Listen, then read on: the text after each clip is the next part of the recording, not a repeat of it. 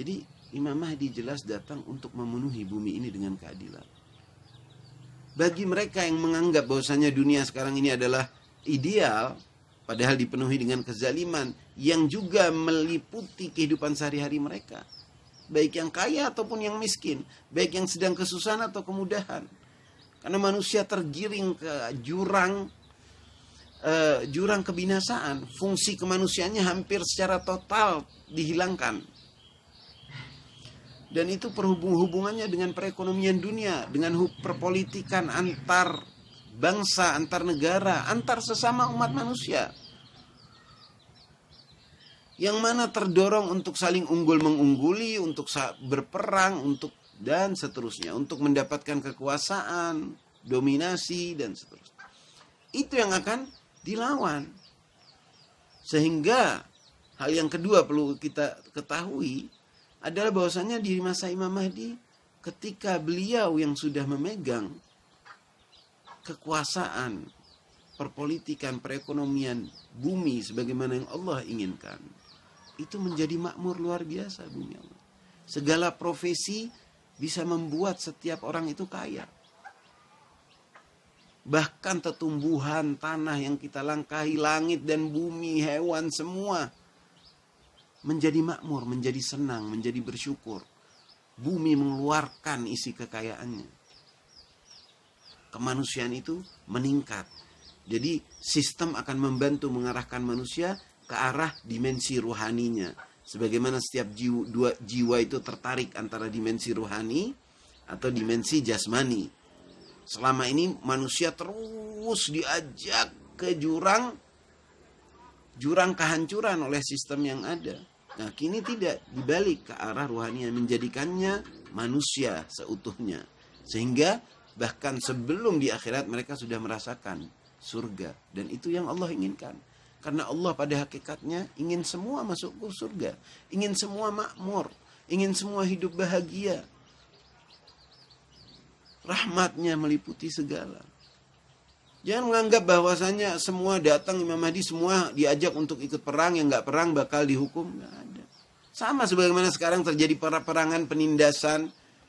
Ada Palestina yang masih dijajah, masih ditindas. Ada Yaman yang masih terus diperangi. Ada Syria diperangi. Ada Somalia. Ada kejadian-kejadian kezaliman-kezaliman negara-negara yang sombong dan merasa adidaya dan seenaknya itu terus terjadi. Bahkan di masa adanya COVID-19 ini banyak yang tertutupi. Tapi manusia, saya dan Anda dan kita semua banyak yang leha-leha seakan tidak terjadi apa-apa. Nah, di masa itu bukan semua paksaan. Dan orang yang masih ada enggan rasa untuk turut serta berjuang misalkan di barisan Imam Mahdi, gak ikut. Yang ikut adalah orang-orang yang beruntung. Dan itu orang-orang yang berjiwa besar, udah mentalnya sudah teruji. Kita masih susah. Jadi, dan kita adalah mungkin mayoritas orang itu adalah orang yang diselamatkan. Yang mana yang diperjuangkan untuk mereka itu hidup bahagia dan hidup untuk mengenal Tuhannya, Tuhan manusia. Maha besar Allah. Masa kedatangan beliau adalah di mana masa pemerintahan dunia itu sudah banyak yang menyerah. Dan kondisi sosial masyarakat dunia sudah pesimis dengan segala pemerintahan made in manusia yang ada sekarang ini. Jadi hampir merata semua menuntut segala ketidakpuasan, merasakan segala ketidakpuasan dengan pemerintahan mereka. Yang ketiga adalah beliau tentu akan hadir, akan datang, akan keluar, akan memproklamirkan di saat dimana masyarakat dunia mendamba. Masyarakat siap untuk menerima. Setidaknya banyak yang sudah menerima sampai memenuhi syarat jumlah, mempunyai kesiapan untuk menerima, karenanya beliau akan datang dan hadir. Jadi memang ketika kondisi muliat itu dipenuhi kezaliman, banyak manusia yang masih terkecoh, tertipu, termanipulasi, menganggap bahwasanya itu hal yang ideal. Tapi ketika kesadaran masyarakat dunia ini sudah meningkat, dan kemudian hadir kesiapan jiwa mereka untuk menerima, maka kedatangannya pun akan lebih cepat. Dan kita sudah menyaksikan khususnya di tahun 2020 ini bagaimana situasi pemerintahan dunia yang dengan cobaan-cobaan seperti ini telah banyak yang kacau, banyak yang menyerah, banyak yang terlihat gitu loh, kekuatan dan kelemahannya itu sebegitu nyata. Jadi di mana pemerintahan dan rakyat sudah menginginkan pertolongan, maka akan hadirlah beliau, insyaallah. Jadi itu. Nah, kita tahu bahwasannya dalam riwayat pertama mungkin ada perlawanan setelah beliau muncul. Munculnya di mana? Munculnya dalam riwayat adalah kehadirannya dan proklamasinya ketika beliau hadir di Ka'bah. Dalam riwayat di hari Jumat, ada yang riwayat yang bilang di bulan Ramadan, ada riwayat yang bilang di bulan Muharram. Dan kemudian dari situ bersama 313. Ini kalau menurut para ulama adalah tokoh-tokohnya, master-masternya yang hadir seketika bersama beliau. Makam dan derajatnya itu wali betul-betul. Udah wali terkelas tinggi yang hadir bersama beliau, yang dibilang jumlahnya 313 sebagaimana para mukminin yang berada dalam perang Badar.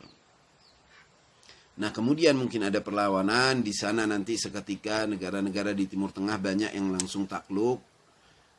Kemudian mungkin ada perlawanan terhadap negara-negara yang ingin menyerang atau melawan, tetapi tentu mereka terkalahkan sehingga dunia ini terbelah menjadi dua, antara yang berpihak pada keadilan dan berpihak pada kezaliman. Yang berpihak pada keadilan pada awalnya jangan dikira bahwasanya semua itu orang muslim, tidak. Di situ akan lintas agama. Bahkan banyak agama-agama bersatu. Karena mereka melihat, menjadi jelas di mata mereka mana pihak yang zalim dan mana yang batil. Mana yang zalim dan mana yang hak. Jadi awal-awalnya itu adalah lintas agama. Umat Kristennya, Yahudinya, Budanya, Hindunya, dan agama-agama moral itu terpanggil karena semua ini mempunyai fitrah dan Islam adalah agama fitrah. Jadi terpanggil fitrahnya. Lalu kemudian datangnya Nabi Allah Isa membawa Injil yang asli, Imam Mahdi mengangkat Taurat yang asli. Kemudian masyarakat dunia baru kemudian setelah melihat mukjizat dan keramatnya, mereka mendapatkan hidayah. Lalu masanya seberapa lama? Masanya dalam riwayat ada yang bilang 7 tahun, ada yang bilang 9 tahun, ada yang bilang 20 tahun, bahkan ada yang bilang 1 abad. Jadi ketika bicara mengenai Mahdi adalah masa di mana dunia ini akan berubah total menuju kebaikan yang menyempurna. Bukan kehancuran, bukan terus akhir zaman kiamat. Tidak, masih panjang kiamat selama saya Imam Mahdi dan Nabi Isa. Satu faktor. Jadi yang terlintas di benak adalah akhir zaman, bencana-bencana dan segala, kita takut dan kita bertawakal kepada Allah. Tapi bukan berarti kita menjadi seakan-akan orang yang tidak mau bumi ini menjadi adil, orang yang ingin menunda kedatangan Al-Mahdi dan Nabi Isa. Jangan sampai seperti itu. Kedua, karena faktor merasa diri kurang religi, merasa masih jauh. Tidak usah takut. Kita bukan lawannya, bukan yang akan dizalimi. Mereka adalah para wakil Allah yang tak akan menzalimi siapapun. Musuh-musuhnya adalah para dajjal. Hadirnya mereka adalah untuk memerangi dajjal, memerangi iblis, dan pada akhirnya merajam iblis, sehingga dikatakan iblis itu ar-rajim, syaitan ar-rajim, a'udzubillahi minasyaitonir rajim, yang dirajam. Dirajam oleh siapa? Dirajam oleh Imam Mahdi dan Nabi Isa nanti, sebelum kiamat. Jadi kekalahan total kejahatan ketika hak, ja'al haq wa zahaqal batil. Untuk mengenal, untuk mengetahui, untuk berbuat, untuk menjadi jalan pembuka setiap negara dunia. Tapi karena kita di Indonesia, khususnya Indonesia dan negara muslim terbesar, maka sangat layak dan sepertinya seperti itu. Insya Allah yang baik yang akan mendapatkan kedudukan setelah ini dan yang akan menjadi pilihannya Imam Mahdi. Pemerintahan pun harus membangun ikatan. Umat beragama, umumnya dan khususnya umat Islam yang mana setiap akhir salat mereka selalu memberi salam kepada Imam Mahdi. Setelah pada Nabi, Assalamu alayka ayyuhan nabi wa rahmatullahi wa barakatuh. Assalamu alayna wa ala ibadillahis salihin. Salam atasmu hai Nabi, salam untuk kita dan kepada hamba-hamba yang soleh. Assalamualaikum warahmatullahi wabarakatuh. Assalamualaikum untuk seluruh para nabi dan wali yang akan diakhiri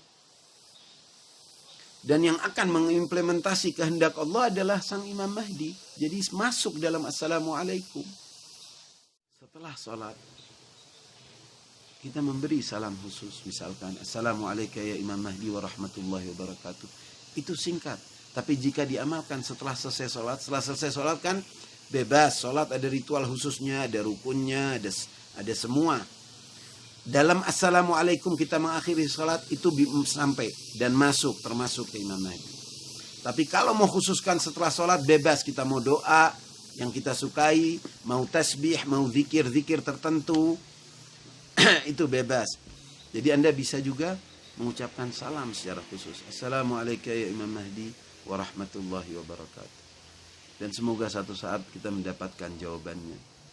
Karena beliau tidak bisa dikejar untuk dilihat.